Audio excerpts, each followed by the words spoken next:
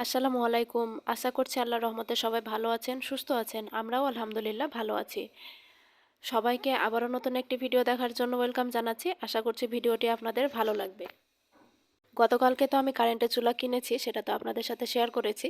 আর সেই সাথেই কিছু ইলেকট্রিক্যাল জিনিসপত্র কিনেছিলাম, তো সেইগুলো আজকে মানহার বাবা ঠিক করে দিচ্ছে আর এগুলো আমাকে আজকে রান্নাঘরের মধ্যে লাগিয়ে দিবে।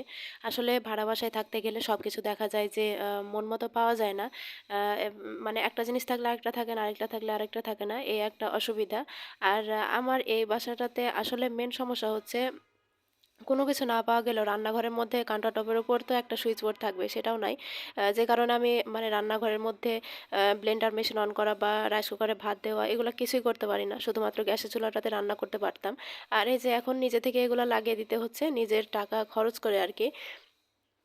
তো যাই হোক, এখন এগুলা লাগিয়ে তারপরে আমি এই যে আজকে আমার নতুন চুলায় কী রান্না করব সেটা আমি আজকে আপনাদের সাথে শেয়ার করছি।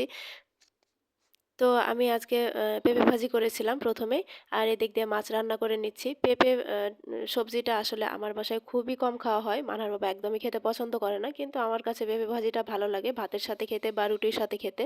আমি খুব পছন্দ করি।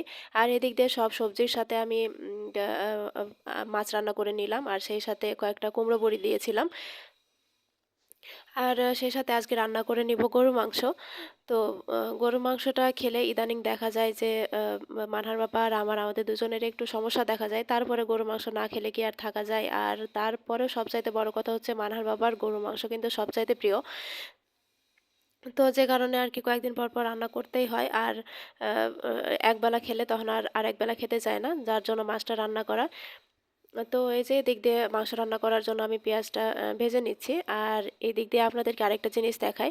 আজকে মানহার বাবা নদীতে মাছ মারতে গিয়েছিল আর কি। তো আমার কাছে এই বিষয়টা একটু কেমন যেন লাগছিল। তো আমি বলছিলাম যে, "এটা কি আমাদের নিজের এলাকা যে তুমি এভাবে মাছ মারতে যাবা?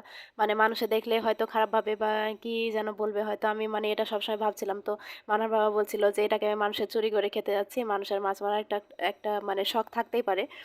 তো এই যে ২ দিন মাছ মেরেছে। আজকে মনে হয় ১০ টার মতো মাছ মেরে নিয়েছে। আর এর আগে হলো ১২ টা মাছ নিয়ে এসেছিল। আর ও নিজের মানে শখের বশে একটা ছিপ তৈরি করেছে। তো ছিপ দিয়েই আরকি পুঁটি মাছ কয়েকটা পাই।